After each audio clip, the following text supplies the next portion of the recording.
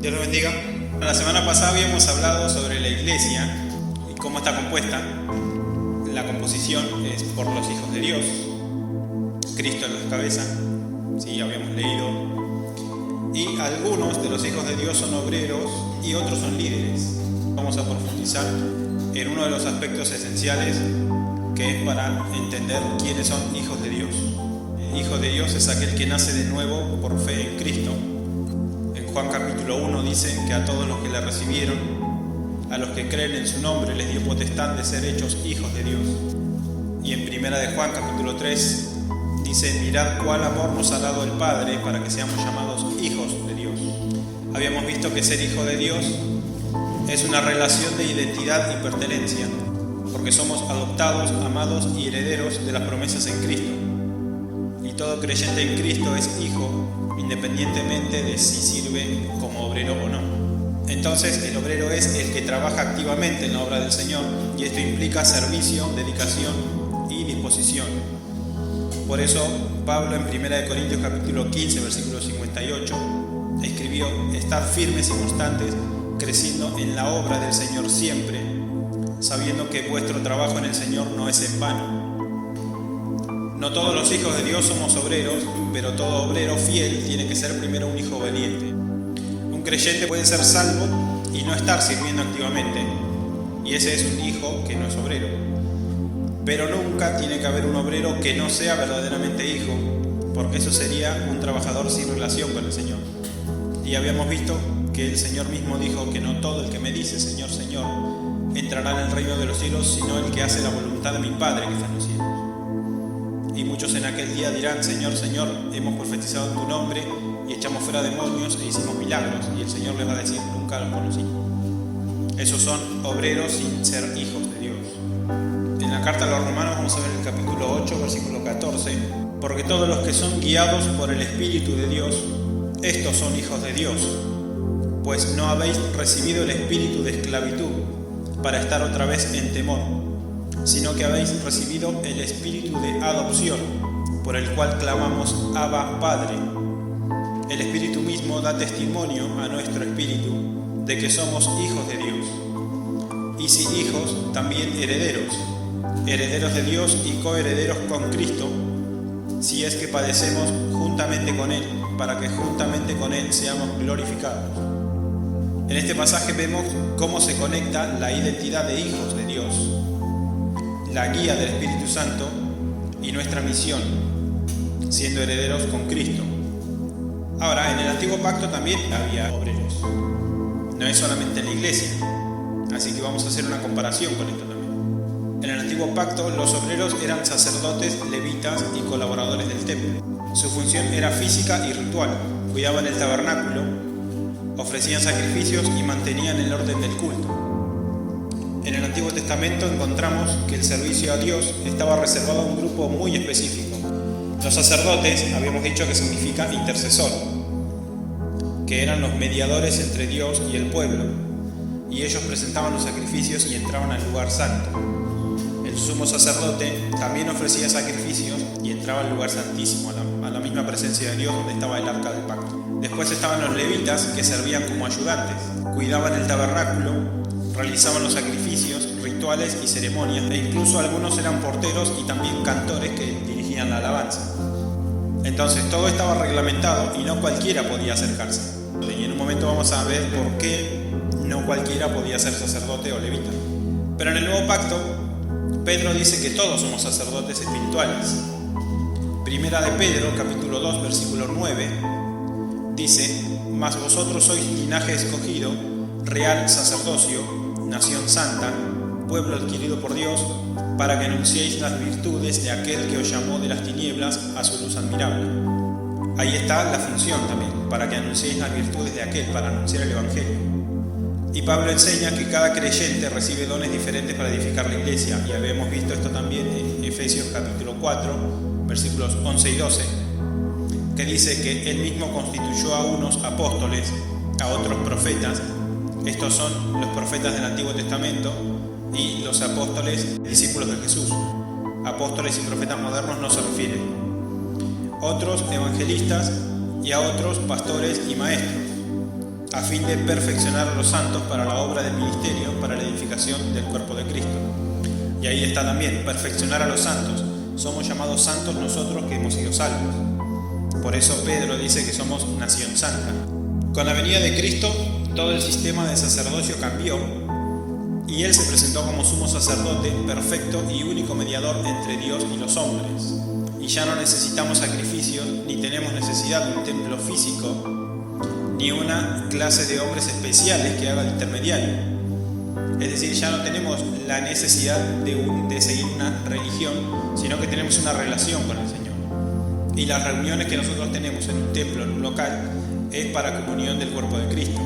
No es que nosotros venimos a la iglesia a tener una comunión con el Señor, sino que ya cada uno tiene esa comunión. Por eso en Hebreos capítulo 9, versículo 11 en adelante, dice que estando ya presente Cristo, sumo sacerdote de los bienes venideros, por el más amplio y más perfecto tabernáculo, no hecho de manos de hombres, es decir, no de esta creación, y no por sangre de machos cabríos ni de becerros, sino por su propia sangre, entró una vez para siempre en el lugar santísimo, habiendo obtenido eterna redención.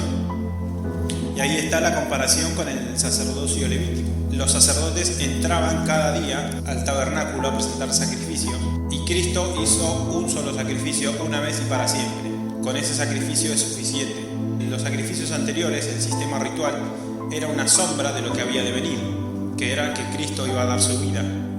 Por eso dice que no por la sangre de machos cabríos ni de becerros se puede obtener redención, sino por la sangre misma de Cristo.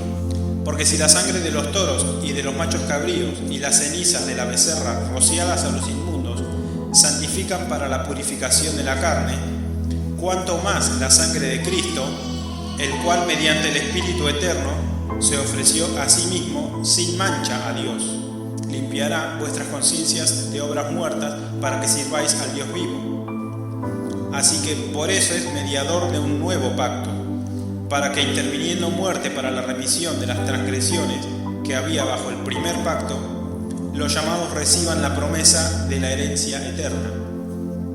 Entonces, todos los creyentes somos sacerdotes espirituales y Dios estableció ministerios, pero no como una jerarquía sacerdotal, porque Cristo cumplió todo. Todos los creyentes hemos sido constituidos real sacerdocio, llamados a servir y a ofrecer sacrificios espirituales agradables a Dios.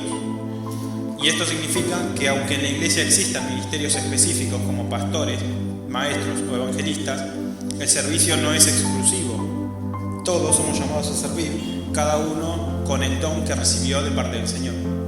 Hace un momento el pastor hablaba de que hay diferentes líderes, y también en el Antiguo Pacto hay, y en el Nuevo Pacto también. En el Antiguo Pacto los líderes eran profetas, jueces y reyes que guiaban al pueblo. Los profetas eran portavoz de Dios. Los jueces guiaban al pueblo en tiempos de crisis y los reyes gobernaban la nación de Israel. Todo el pueblo dependía de estas figuras para recibir dirección, corrección o protección. Hoy en la iglesia tenemos un liderazgo que es plural también. Son pastores, ancianos y diáconos, que no media entre Dios y los hijos de Dios, sino que cuida de la iglesia que ya tiene acceso directo al Padre por medio de Cristo. Entonces tenemos una diferencia. En el Antiguo Testamento el pueblo dependía de hombres para escuchar a Dios. Recordemos que no tenían las Escrituras. Y en la iglesia cada hijo de Dios tiene acceso directo por medio de Cristo en comunión con el Espíritu Santo.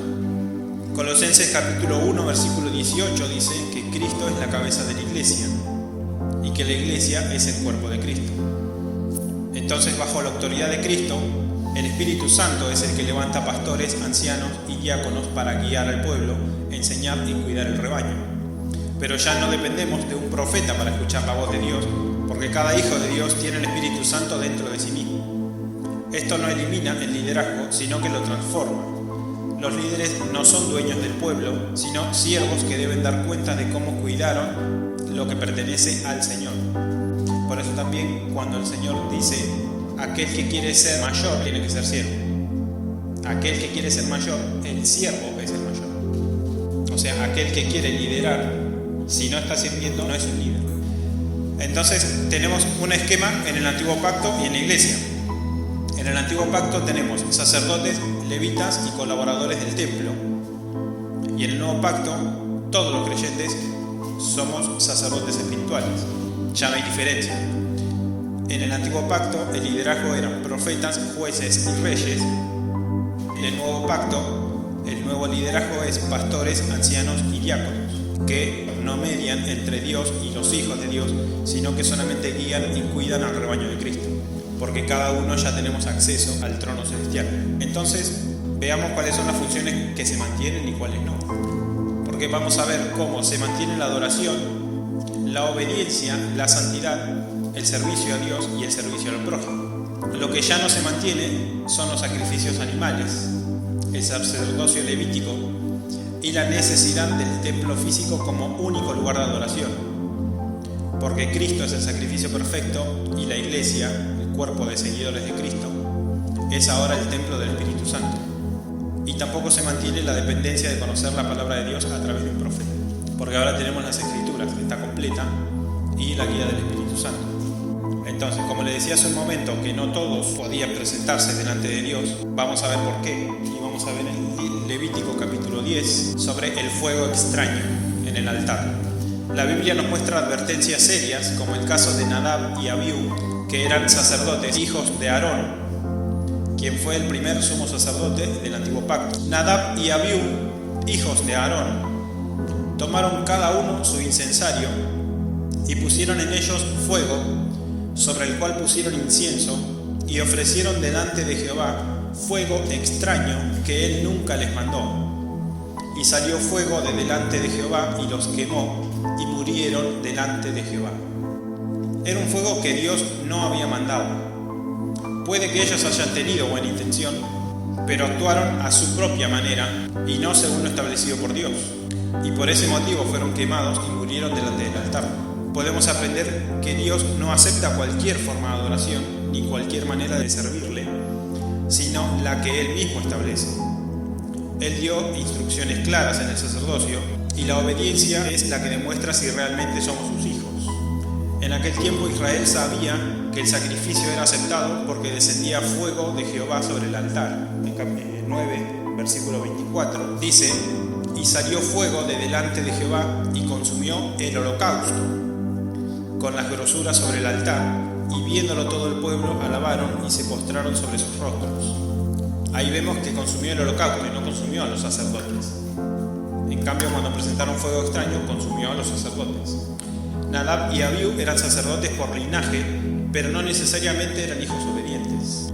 No todos los linajes significaban nueva vida espiritual, porque Dios exige obediencia y santidad, y la lección es clara: no alcanza con estar en la obra o tener un título, porque lo que importa es obedecer a Dios y servir bajo la guía de su Espíritu. Presentaron fuego no autorizado delante del altar, y Dios los consumió a ellos en lugar del sacrificio. Eran sacerdotes escogidos, pero la obediencia es lo que probaba su relación con Dios. Entonces, para nosotros, esto es una enseñanza, que un obrero no se guía por emociones o invenciones, sino por la obediencia al Espíritu Santo y a las Escrituras. Y por eso es necesario conocer las Escrituras. Ahora bien, ¿cómo sabemos si somos hijos de Dios?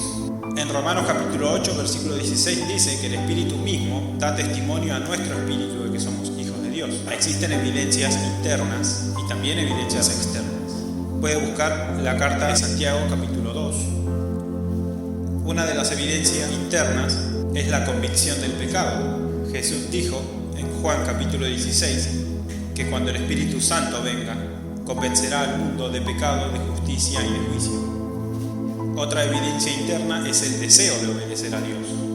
En Santiago capítulo 1, versículo 22 dice: pero sed hacedores de la palabra y no solamente oidores, engañándoos a vosotros mismos. Y en Santiago capítulo 2, versículo 18 dice: pero alguno dirá, tú tienes fe y yo tengo obras. Muéstrame tu fe sin tus obras y yo te mostraré mi fe por mis obras. Tú crees que Dios es uno, bien haces. También los demonios creen y tiemblan. Ahora, recordemos que la fe es fidelidad y las obras son consecuencias de haber creído en el mensaje de salvación. Por lo tanto, el arrepentimiento nos lleva a ser fieles a Dios y en consecuencia a obedecerlo.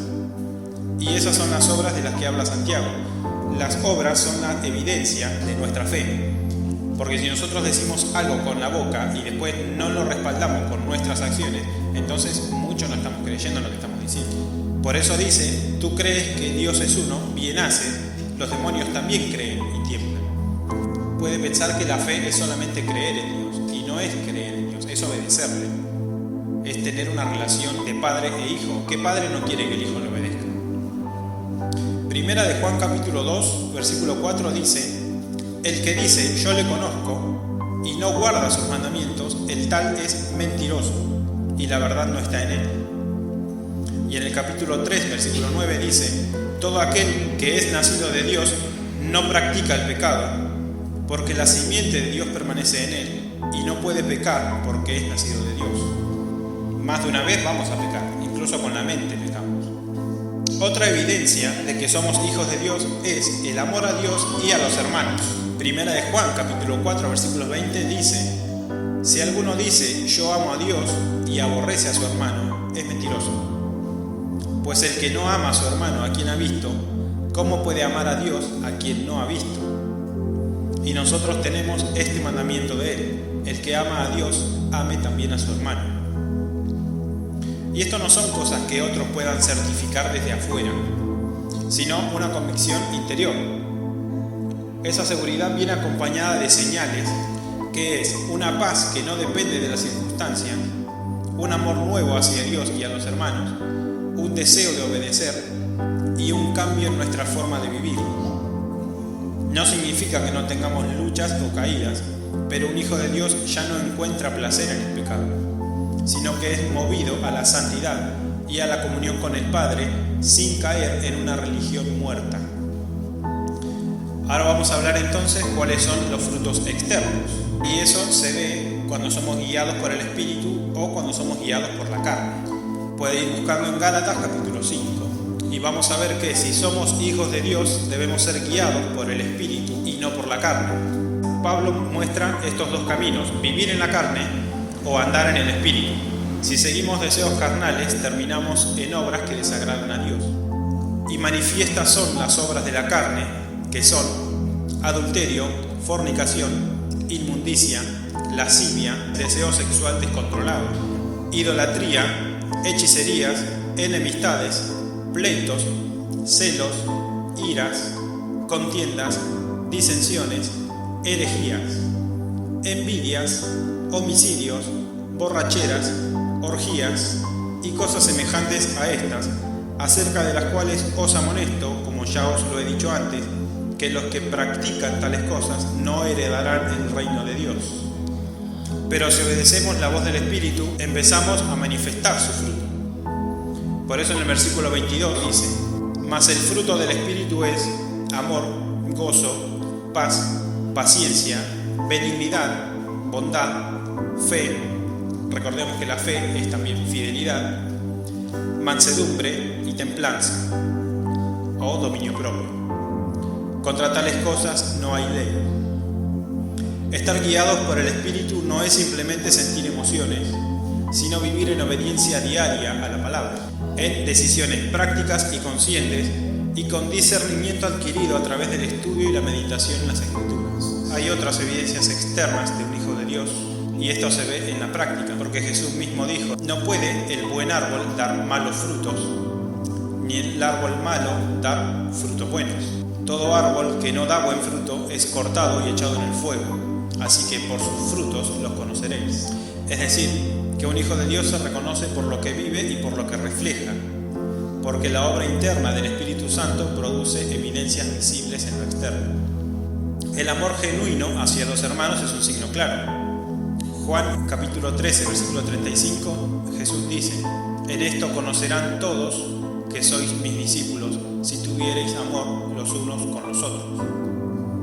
Y también otra evidencia es el testimonio de una vida apartada del pecado.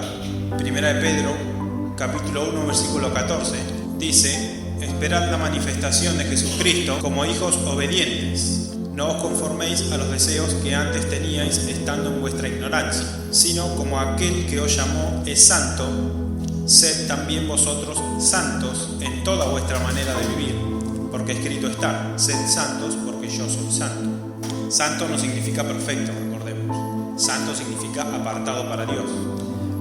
Otra evidencia es un carácter humilde que sirve sin buscar el reconocimiento.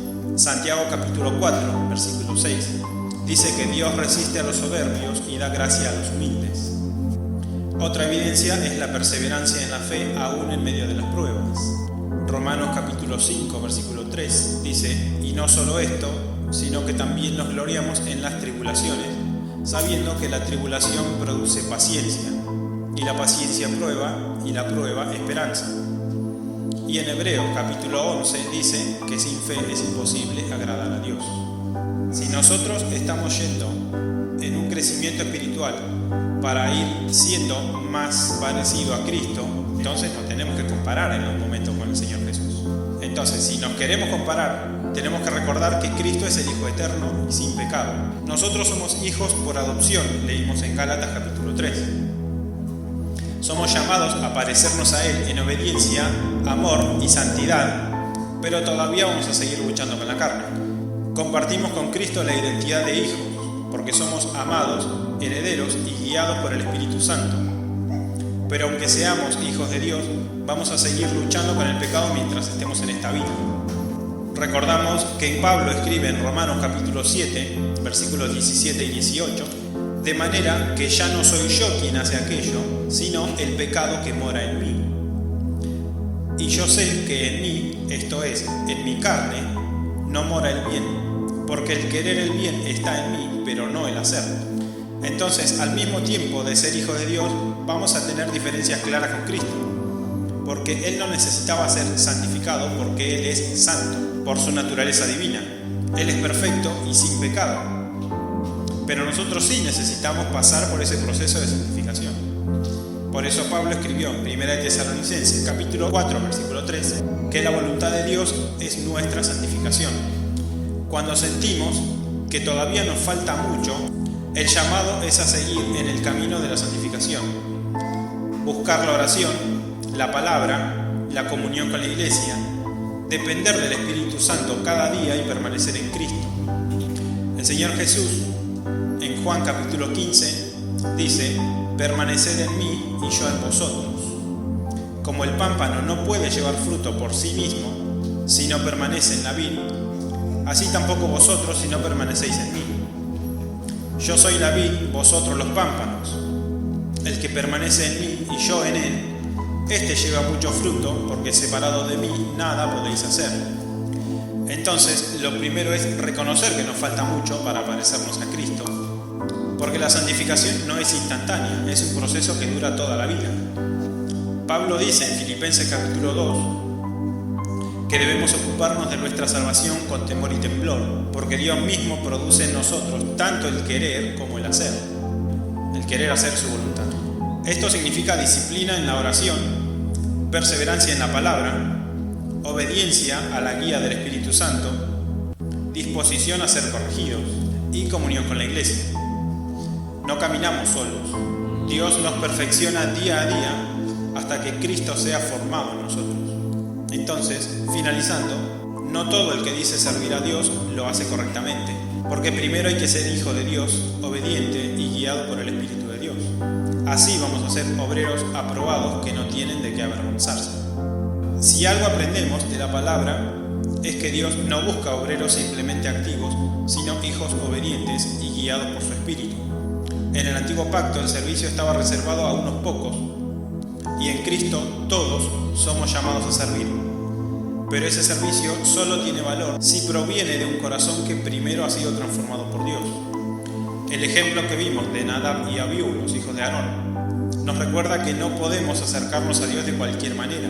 Hoy no ofrecemos sacrificios de animales, pero sí presentamos nuestra vida en el altar, como sacrificio vivo, santo, agradable a Dios, que es nuestro culto racional, dice Pablo en Romanos capítulo 12.